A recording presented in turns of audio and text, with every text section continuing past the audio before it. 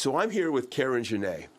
This is actually a series of conversations about Eric Barr, Karen's husband, my brother, that we've been doing actually quite for over several years, really, at this point. Just to catch you up, some of you are new to ourjewishcommunity.org. You can go back and watch the videos. Eric, my brother, Karen's husband, had a series of life-altering strokes as a function of endocarditis.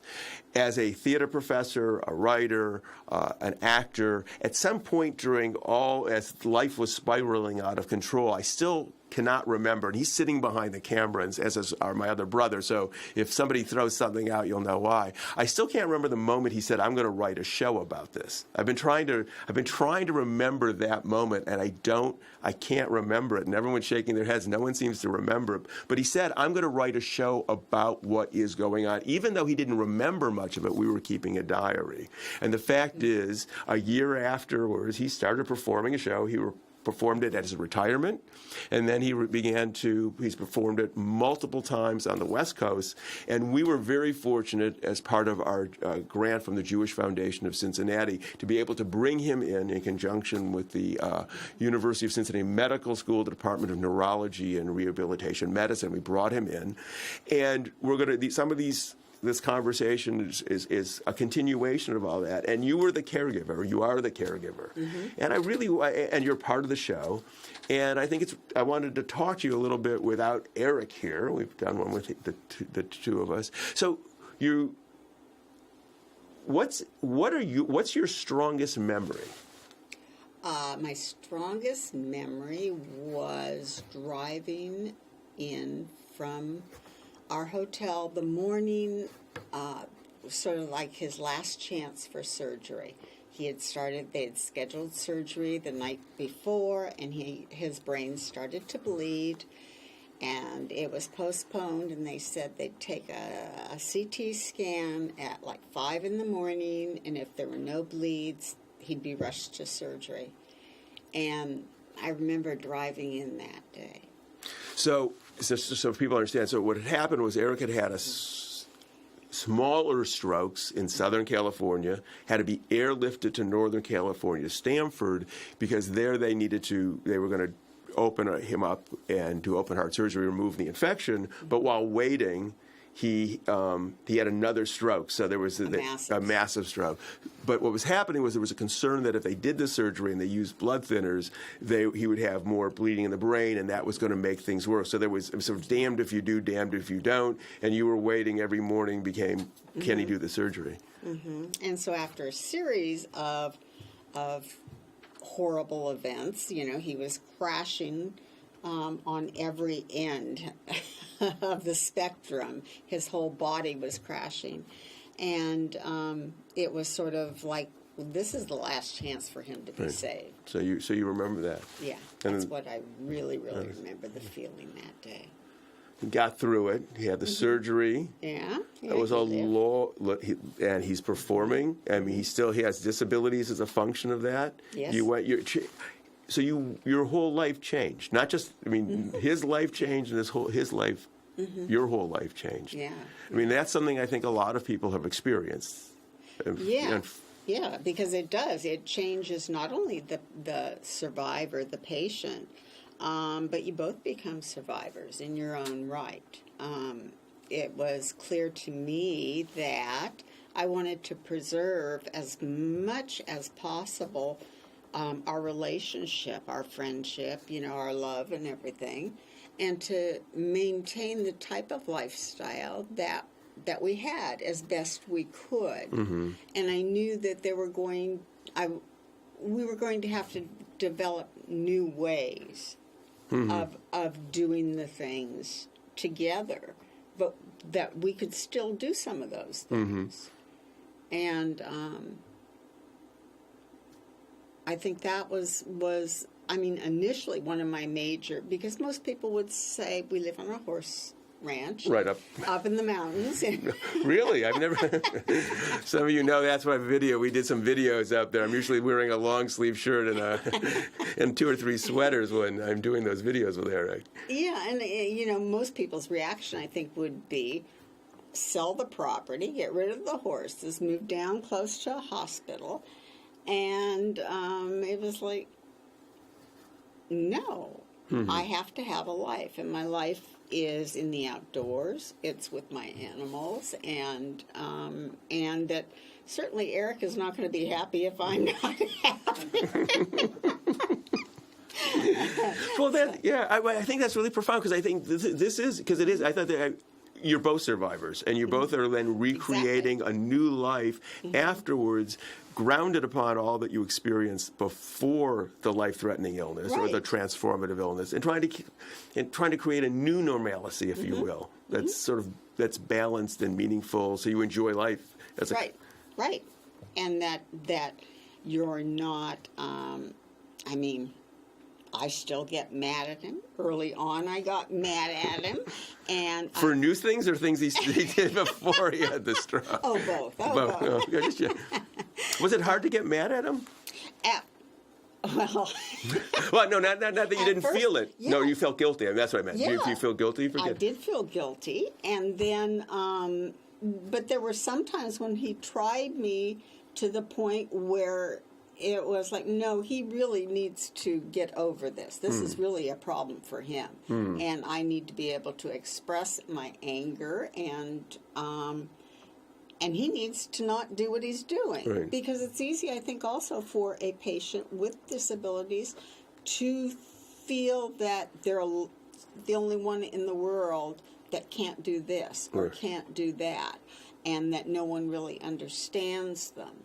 And I remember very, very early on when Eric first got home, we were headed out to probably see a doctor or a therapy appointment, and Eric was expressing this feeling that no one really could understand how he felt, and that so therefore no one could really support him. But he kind of turned that to me, that you don't understand, you don't support, you can't support me. And we were backing out of the driveway, and Eric could not walk yet. And I pulled back into the garage, turned the car off. I got out of the car, and I went into the house and just left him there. And Eric started calling me. on the phone.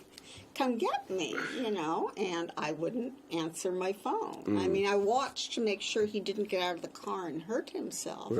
But I was so angered because there'd been no one that was more supportive than me.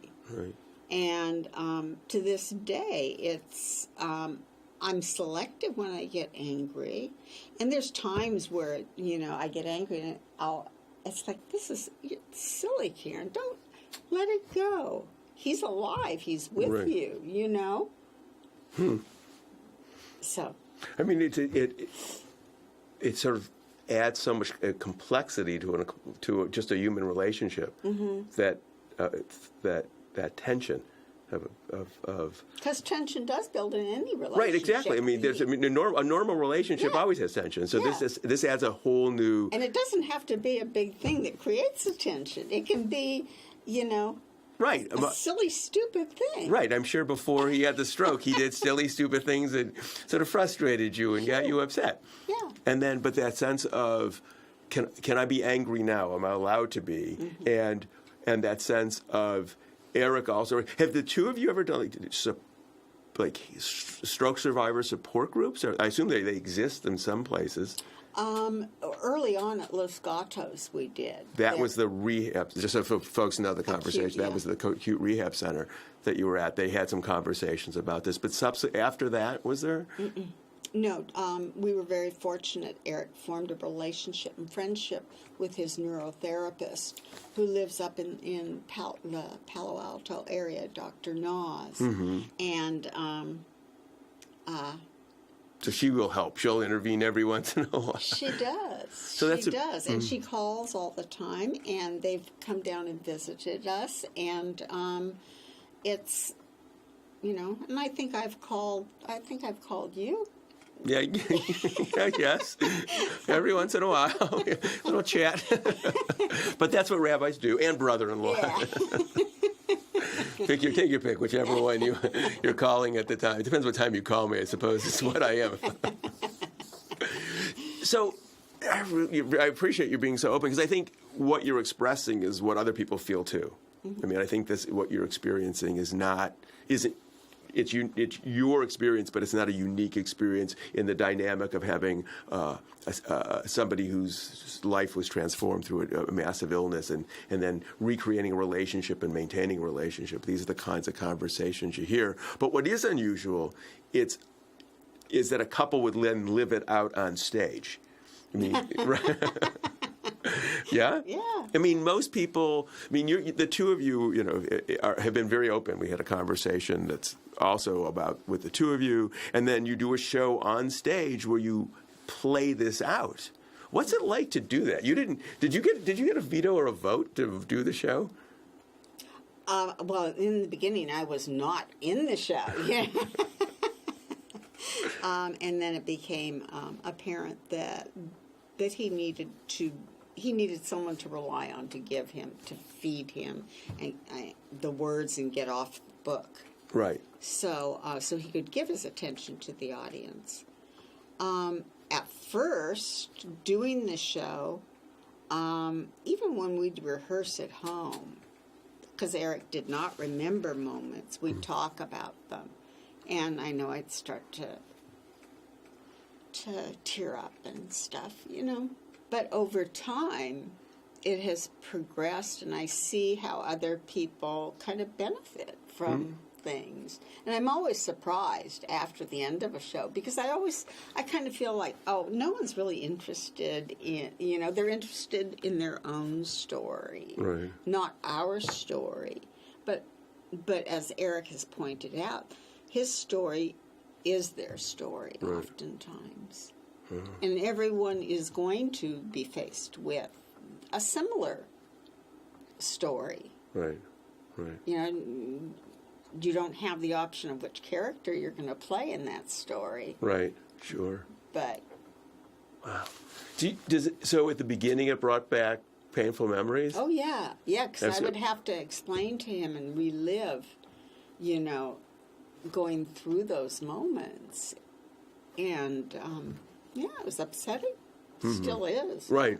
Yeah. I appreciate you talking about it, that you're willing to share it with us, because on stage you don't. I was trying to. You sort of, so that if the show, when you performed it, you sort of sit sort of off in a little bit darker.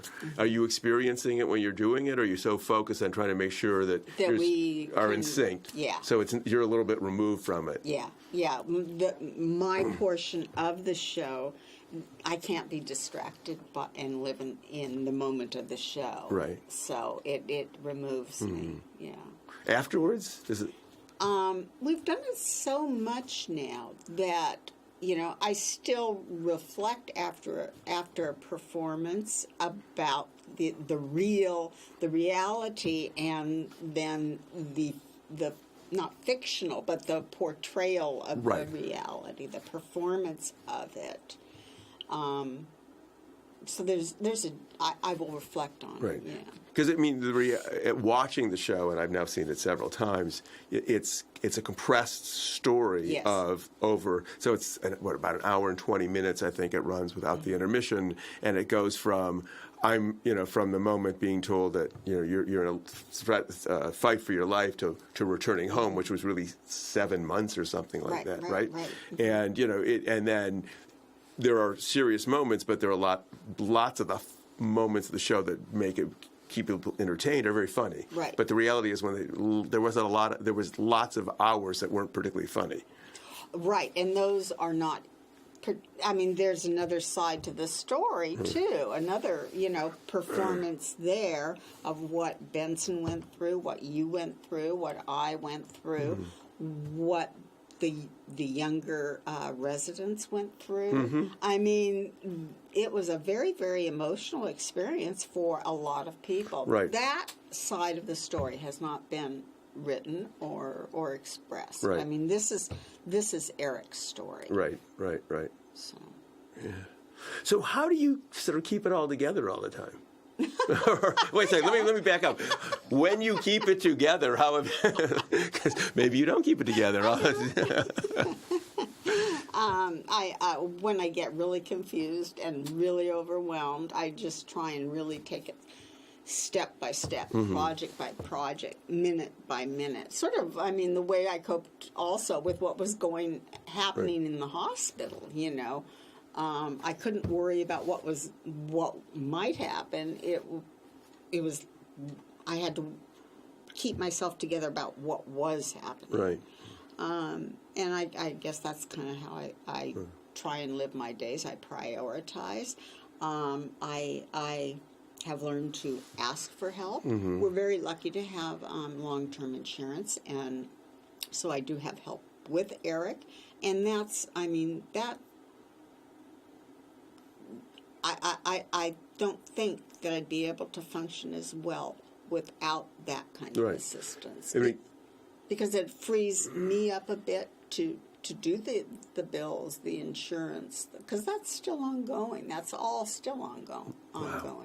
And that's I mean, Eric mentions in the show that you had insurance. I mean, for some, this for half the bankruptcies in America are a function of health crises in someone's life, and that you were able to get through it and maintain a life is significant. Yeah. You had the insurance in place that allowed you to do it. Right. Because I mean, if people ask you, I know occasionally people ask in the show about how it worked, and I mean, there were costs that no insurance would ever pay for, like because you had to move up to Northern California for a month.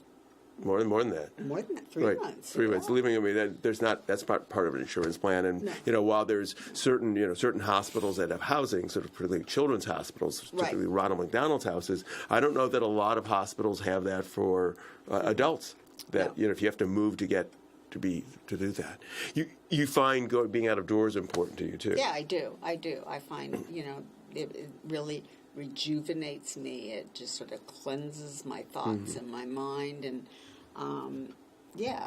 and appreciating where I live and how I live is really, I try and take time for that every day. That's good. I mean, I think that's also a challenge too. It's oftentimes caregivers feel badly about caring for themselves or guilty, and it's that tension, and it's not uncommon for caregivers to get sick or frankly to die. Right. Because they can't, they want to do that, and it really is important. I mean, when I talk to people all the time, I always say to people, you've got to take care of yourself, because the person who's ill needs you, and if it means being away for 2 or 3 hours or doing something, ultimately that time's is going to be is better spent, because somebody who's sick. And I think you have to find a balance too. I mean, finding a balance is really important. Right. So you've had quite a journey. Yeah. And so when are you going to write your show? I'm not the writer. I'm living my show. Are you? Yeah, you're living. Well, I really appreciate it, and I really appreciate it. And I know this is the thing about ourjewishme.org is we're a congregation, we're a community of people, and that you're willing to share with all of us what's going on I think is significant, because what you said, we're all going to go through different kinds of life experiences, and thinking about it and how we respond to it becomes very important. And your insights and your honesty is really very, very much appreciated. Thank you so much for doing this. Thank you for helping to get Eric into Cincinnati so we could do this here and sharing. Well, thank you for bringing this. And sharing your story. It was a pleasure. Oh, thanks. And we're going to continue the rest of the service in a moment.